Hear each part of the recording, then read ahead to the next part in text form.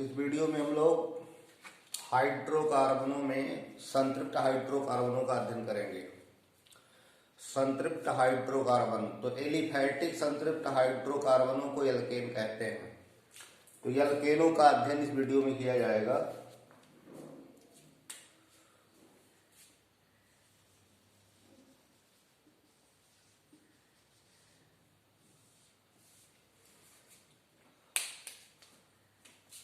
संतृप्त hydrocarbon saturated hydrocarbons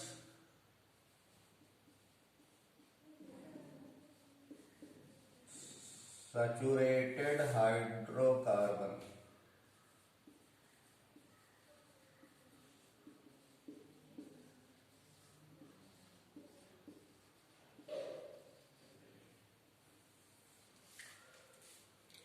संतृप्त का मतलब है कार्बन की चारों संयोजकताएं जो 4 वैलेंसीज कार्बन की होती हैं वो एकल बांड के द्वारा सिंगल बांड के द्वारा अगर पूरी है तो वो संतृप्त में आता है। तो एलिफैटिक संतृप्त हाइड्रोकार्बनों को एल्केन या पैराफिन कहते हैं। एलिफैटिक संतृप्त हाइड्रोकार्बन जो है एलिफैटिक सैचुरेटेड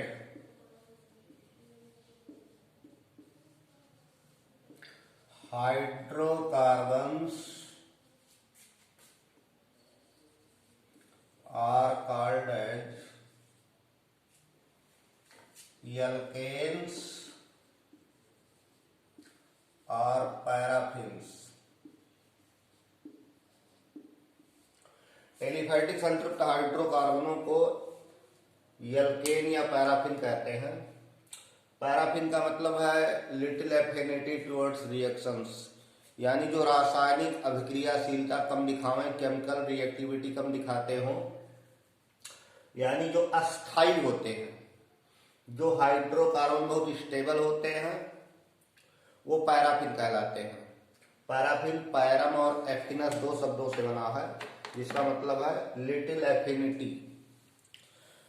तो इनकी जो स्नेहिता है, जो इनका लगाव है रासायनिक अभिक्रियाओं के प्रति वो कम होता है। ये बहुत स्टेबल हाइड्रोकार्बन्स होते हैं क्योंकि इनकी सभी संयोजकताएं सिंगल बॉन्ड से पूरी होती हैं। कार्बन टेट्रावैलेंट है, अपनी चारों वैलेंसियों को किसी भी तरह से पूरा कर सकता है, जैसे single bond, double bond, triple bond. और कार्बन में 3 हाइब्रिडाइजेशन स्टेट भी हैं, sp3, sp2, sp। तो एल्केन्स या पैराफिन्स में कार्बन सैचुरेट स्थिति में रहता है, यानी कार्बन sp3 हाइब्रिडाइज होता है और 4 sp3 हाइब्रिडाइड ऑर्बिटल्स केवल सिग्मा बॉन्ड बनाते हैं। तो एल्केन्स में सभी सिंगल बॉन्ड होते हैं, सभी बॉन्ड सिग्मा बॉन्ड होते हैं, यानी ऑर्बिटल्स के एक्सियल ओवरलैपिंग से बनते हैं। हेड टू हेड ओवरलैपिंग होती है, एक्सियल ओवरलैपिंग होती है। एल्केन्स का जनरल फार्मूला, इनका जो सामान्य सूत्र है वो CnH2n+2 है। एल्केन्स इसी फार्मूले के अनुसार बनते हैं, जहां n नेचुरल नंबर है, 1 2 3 4 इस तरह नेचुरल नंबर इसमें रखे जाएंगे। तो n = 1 रखा जाए तो फार्मूला बनेगा C1 और यहाँ 2 1 2 और 2 4 हो जाएगा, तो फार्मूला हो जाएगा CH4। n = 2 रखेंगे तो C2H6 हो जाएगा, n = 3 रखेंगे तो C3H8 हो जाएगा, 4 रखेंगे तो C4H10 हो जाएगा। तो ये सभी सैचुरेट हाइड्रोकार्बन्स के फार्मूले हैं। अब एक कार्बन का यानी प्राइमरी जो सदस्य है, सैचुरेटेड हाइड्रोकार्बन्स का जो प्राइमरी सदस्य है मेथेन, एक कार्बन मेथ पढ़ा जाएगा और एन इनकी सफिक्स लगती है, तो ये मेथेन है। 2 कार्बन का है तो एथेन, 3 कार्बन का है तो प्रोपेन, 4 का है तो ब्यूटेन, और किन्हीं 2 क्रमागत सदस्य जो सक्सेसिव मेंबर्स इसके हैं उसमें CH2 का अंतर मिलेगा, CH2 का अंतर पाया जाएगा।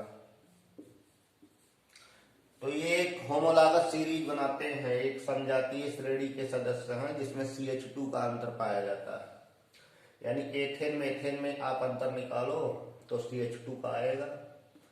यहाँ 2 कार्बन, यहाँ 1 कार्बन, तो 1 कार्बन का अंतर हो गया, 6 हाइड्रोजन 4 हाइड्रोजन तो 2 हाइड्रोजन का अंतर हो गया। तो ये एक समजातीय श्रेणी बनती है। तो संतृप्त हाइड्रोकार्बन्स या एल्केन्स इस फार्मूले के अंतर्गत आते हैं। इससे आप बनाते चले जाएंगे और जो भी फार्मूला बनेगा वो सैचुरेटेड हाइड्रोकार्बन का होगा। नॉमेनक्लेचर में 1 कार्बन को मेथ, 2 को एथ, 3 को प्रोप, 4 को ब्यूट, 5 को पेंट, 6 को हेक्स, 7 को हेप्ट, 8 को ऑक्ट, 9 को नोन, 10 को डेक, ऐसे 11 को अंडेक, 12 को डोडेक, इस तरह पढ़ते हैं। तो फार्मूले बनाएंगे और उसमें सफिक्स एन लग जाएगा। यानी इस समजातीय श्रेणी में जो सदस्य आएंगे उनके नाम में जो सफिक्स लगेगी, सफिक्स मीन्स अनुलग्न, यानी जो पीछे जुड़ता है, वो एन रहेगा। एन से सैचुरेटेड हाइड्रोकार्बन की जानकारी होगी कि कार्बन की सभी वैलेंसियां सिंगल बॉन्ड से ही पूरी हैं, यानी संतृप्त है, सैचुरेट है। तो ये बहुत अस्थायी होते हैं, कम क्रियाशील होते हैं। सैचुरेटेड हाइड्रोकार्बन्स रासायनिक अभिक्रियाओं के प्रति अपनी जो स्नेहिता, जो एफिनिटी है, वो कम रखते हैं क्योंकि ये स्टेबल होते हैं। अब जैसे एथेन की बात की जाए,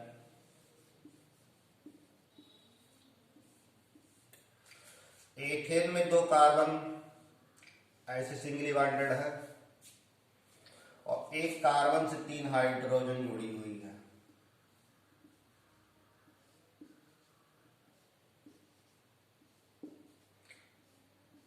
इस तरह से एथेन में इस फार्मूले को न्यूमान में लाया जाए, ऐसे एक सर्कल दिखाया जाए, एक ट्राइगन दिखाया जाए। ये न्यूमान का प्रोजेक्शन फार्मूला है। तो एथेन का 1 कार्बन इसको माना जाएगा और 1 सर्किल को माना जाएगा। तो एक फ्रंट वाला कार्बन ये है जो ट्राइगन दिख रहा है, और एक जो पीछे की तरफ है ऐसे। तो इसमें ये दिखाया जाएगा कि carbon carbon single bond rotation free होता है, यानी 1 कार्बन को पकड़िए तो दूसरा रोटेट कर सकता है। इसलिए बहुत सारी इसकी जो आणविक आकृतियां हैं, मॉलिक्यूलर शेप्स हैं, बहुत सारी संभव हो सकती हैं। इस न्यूमान के फार्मूले में ये जो एंगल आपको दिख रहा है ये 120 डिग्री का बनेगा। ट्राइगन है, ये भी 120 बनेगा, ये भी 120 बनेगा। तो इस हाइड्रोजन और इस हाइड्रोजन का मैक्सिमम सेपरेशन 60 डिग्री के एंगल से हो सकता है। मतलब इस कार्बन का हाइड्रोजन और इस कार्बन का हाइड्रोजन दोनों के बीच जो मैक्सिमम सेपरेशन होगा, अधिकतम दूरी जो होगी, वो 60 डिग्री का कोण बनाते हुए होगी। तो इसको बहुत स्टेबल कहेंगे। स्टेबल इस मामले में कहेंगे कि ये जो बॉन्ड का मतलब इलेक्ट्रॉन, ऑर्गेनिक कंपाउंड में इलेक्ट्रॉनों के शेयरिंग से बॉन्ड बने होते हैं जो कोवैलेंट बॉन्ड है। तो जो लाइन खींची गई उस लाइन का मतलब इलेक्ट्रॉन, एक लाइन में 2 इलेक्ट्रॉन रहेंगे। तो एक CH बॉन्ड दूसरे CH बॉन्ड के बहुत करीब अगर आ गया तो इलेक्ट्रॉन इलेक्ट्रॉन में रिपल्सन लगेगा और वो जो शेप बनेगी वो स्टेबिलिटी उसकी घट जाएगी, यानी वो अनस्टेबल हो जाएगा। लेकिन जब मैक्सिमम सेपरेशन पर रहेगा, अधिकतम सेपरेशन होगा, तो उसका अस्थायित्व ज्यादा होगा, उसकी स्टेबिलिटी ज्यादा होगी, क्योंकि उसमें रिपल्सिव फोर्सेज, प्रतिकर्षी जो बल होंगे, रिपल्सिव फोर्सेज कम हो जाएंगे। तो एथेन का ये जो रूप है इसको स्टैगर्ड कहते हैं। स्टैगर्ड है, स्टैगर्ड फॉर्म है।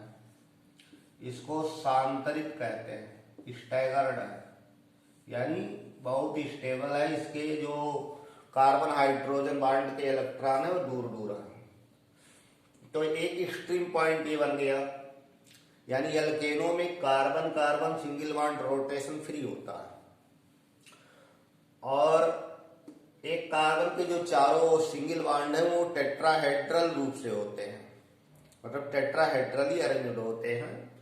इस बोर्ड पर भले आपको एंगल ना दिखे, लेकिन एक चतुष्फलक एक टेट्राहेड्रल का जो एंगल बनता है 109 डिग्री 28 मिनट, उसके अनुसार इनकी व्यवस्था होती है। यानी ज्योमेट्रिकल अरेंजमेंट जो इनका है वो टेट्राहेड्रल होता है।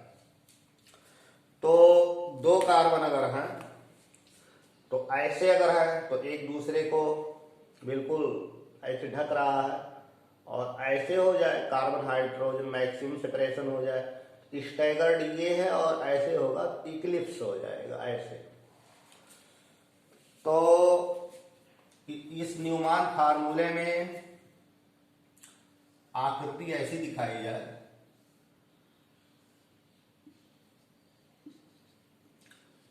और दूसरा ये जो सर्किल है जो पीछे की तरफ है उसके हाइड्रोजन को एकदम पैरेलल कर दिया जाए, जैसे ये यहाँ हो गया, ये यहाँ हो गया, और ये यहाँ हो गया, एकदम एकदम पैरेलल हो गया, तो ये इक्लिप्स होता है, इक्लिप्ट है। ये सबसे कम स्टेबल होगा, इसकी स्टेबिलिटी कम होगी, इसकी स्टेबिलिटी ज्यादा होगी। इक्लिप्स मीन्स घर्षित हो गया, कार्बन हाइड्रोजन इलेक्ट्रॉन एकदम पास आ गए, यहाँ रिपल्सिव फोर्सेस ज्यादा हो गए। और चूंकि रिपल्सन के अपोजिट, यानी जैसे कोई विरोध कर रहा है और उसके बावजूद उसको आप बना रहे हो या वो स्ट्रक्चर बन रही है, तो उसमें जो मरोड़ी विकृति होगी, यानी जैसे आपने मरोड़ दिया और विरोध कर रहा है, यानी पूर्वा स्थिति में आने का प्रयास कर रहा है, तो इसमें जो मरोड़ी विकृति होती है वो भी इसको कम स्टेबल कर देती है, इसकी स्टेबिलिटी को घटा देती है। तो इक्लिप्ट कम स्टेबल होता है, इक्लिप्ट को घर्षित कहते हैं, और स्टैगर्ड को सांतरित कहते हैं। बीच में जितने आप एक एक डिग्री, आधा आधा डिग्री घुमा करके जो भी बहुत सारी आणविक आकृतियां बना सकते हो, उन सबको स्क्यू कहते हैं।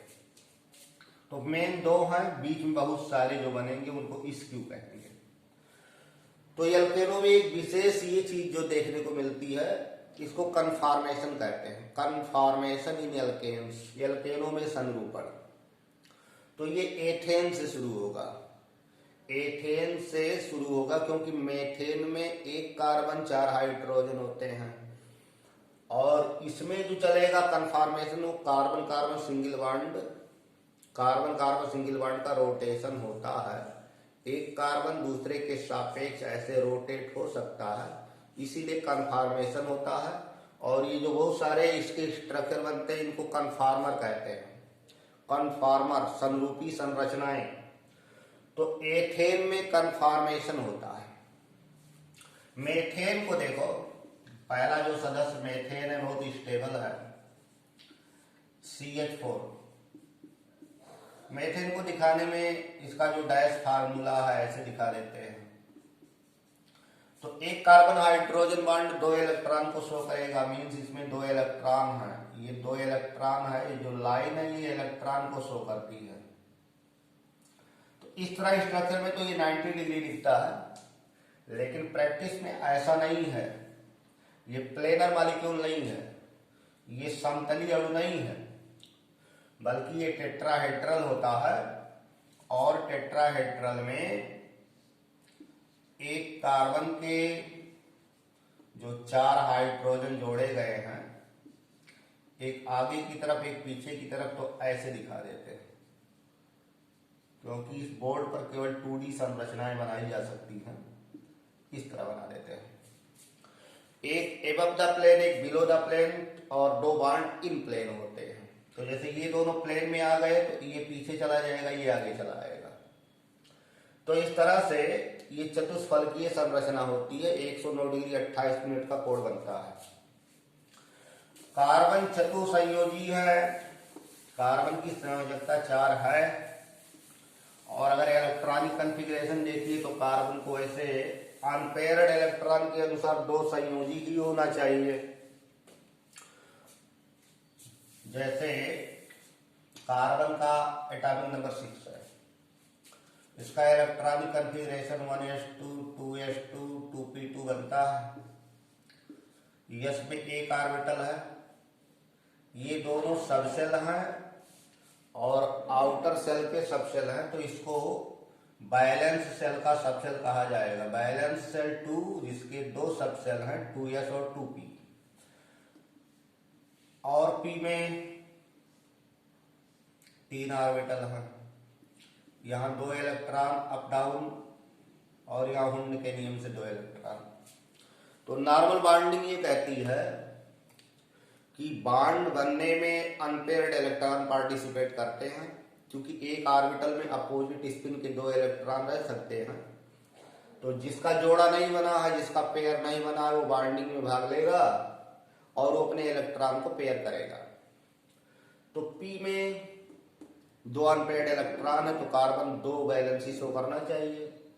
लेकिन व्यवहारतन कार्बन चतुसंयोजी है, टेट्रावैलेंट है। तो कैसे टेट्रावैलेंट हुआ? जब इसके पास बॉन्ड बनाने के लिए मान लो 4 हाइड्रोजन आते हैं, तो 4 हाइड्रोजन कहेंगे कि हम बॉन्ड तभी बनाएंगे जब हमको सिंगल इलेक्ट्रॉन मिलेगा, क्योंकि एक तो मेरे पास है ही, एक ही चाहिए। तो ये इलेक्ट्रॉन यहां पहुंच जाता है और सारे ऑर्बिटल मर्ज कर जाते हैं, यानी एनर्जी मिलेगी। और जब बॉन्डिंग होगी तो एनर्जी के मिलने से 2s का इलेक्ट्रॉन 2p में चला जाएगा और 4 समान ऊर्जा वाले बिल्कुल सेम एनर्जी वाले ऑर्बिटल बनेंगे, ऐसे 4। अब ये चारों मर्ज हो जाते हैं, एक जैसे हो जाते हैं। तो जब एक जैसे हो जाएंगे तो इनका नाम यस और पी नहीं होगा। एक यस 3p मिले हैं तो बिल्कुल 4 एक समान मिल बनेंगे, तो इसको sp3 अब कहा जाएगा। सबको sp3 कहा जाएगा। यानी जितने मिले उतने नए बने। एक यस 3p मिला तो 4 बनेगा, चारों का नाम sp3 sp3 sp3 sp3 कहा जाएगा। अब ये संकरित हो गया, हाइब्रिडाइज्ड हो गया, क्योंकि इसमें 2 ऑर्बिटलों से ज्यादा कैरेक्टर आ गए। यानी किसी में एक से ज्यादा कैरेक्टर मिलेंगे तो उसको हाइब्रिड कहा जाएगा। तो ये हाइब्रिड हो गया, संकर हो गया। इसमें यस कैरेक्टर देखो 4 ऑर्बिटल में एक ही यस है, यानी 25% यस कैरेक्टर हो गया, और 3 हिस्सा पी का है तो पी का 75% हो गया। तो बॉन्डिंग यहां से शुरू होती है, यानी कार्बन टेट्रावैलेंट है, कार्बन चतुसंयोजी है, 4 संयोजकता व्यक्त करता है। तो उसका कारण दिया जाएगा कि ये 4 ऑर्बिटल इसके मिलकर के हाइब्रिडाइज हो जाते हैं और उसके बाद फिर बॉन्डिंग होती है। तो सैचुरेटेड हाइड्रोकार्बनों में sp3 संकरण होगा, यानी कार्बन जितने भी कार्बन होंगे सभी sp3 स्टेट में होंगे। अब जैसे मेथेन है तो मेथेन में एक कार्बन है, एथेन है इसमें 2 कार्बन है, प्रोपेन है इसमें 3 कार्बन है। तो प्रोपेन में किनारे वाले CH3 हैं, यानी किनारे वालों को 3-3 हाइड्रोजन मिला, बीच वाले को 2 ही हाइड्रोजन मिला, तो बीच वाला 2 कार्बनों से जुड़ा है। तो किनारे वाले कार्बन प्राथमिक कार्बन कहलाएंगे, प्राइमरी कार्बन, और बीच वाला 2 डिग्री कार्बन कहलाएगा। वह कार्बन जो श्रृंखला में एक कार्बन से जुड़ा होता है उसे प्राइमरी कहते हैं, और जो श्रृंखला में 2 कार्बनों से जुड़ा है उसे सेकेंडरी कहते हैं।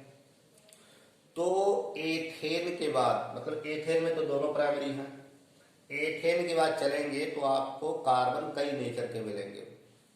तो कार्बन 4 तरह का हो सकता है।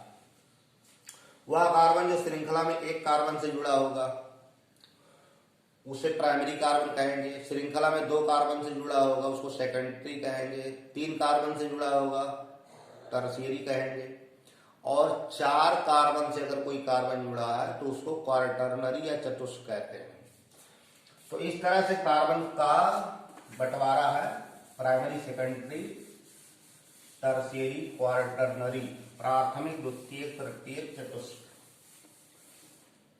अब उसी की तरह जैसे कार्बन का बंटवारा है तो उस कार्बन से जो हाइड्रोजन जुड़ेंगी उसी के अनुसार ऊर्जा दी जाएंगी। जैसे एथेन है तो एथेन की 3 हाइड्रोजन इस कार्बन से, 3 हाइड्रोजन इस कार्बन से। अब ये कार्बन 1 डिग्री है, ये भी कार्बन 1 डिग्री है, तो ये हाइड्रोजने 1 डिग्री कहलाएंगी, ये हाइड्रोजने भी 1 डिग्री कहलाएंगी। यानी जिस कार्बन से जुड़ी हैं उसी के अनुसार वो कहलाएंगी। तो एथेन के सभी हाइड्रोजन समतुल्य हैं। आप चाहे यहां से हटाओ चाहे यहां से हटाओ, किसी रिएक्शन में इसका हाइड्रोजन हटाओ या इसका हाइड्रोजन हटाओ, कोई प्रभाव नहीं पड़ेगा। लेकिन जब एथेन से आगे चलेंगे तब आपको ध्यान देना पड़ेगा कि कौन सी हाइड्रोजन है, किस प्रकृति की है। तो इस वीडियो में हम लोगों ने इतना अध्ययन किया, शेष अगले वीडियो में अध्ययन किया जाएगा। धन्यवाद।